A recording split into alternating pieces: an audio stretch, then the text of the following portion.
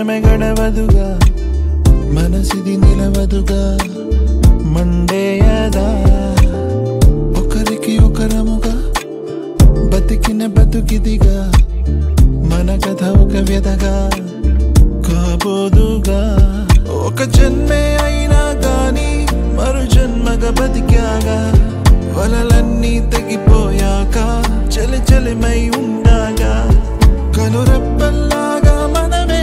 విడిపోయి ఒకటేగా ఎదలావా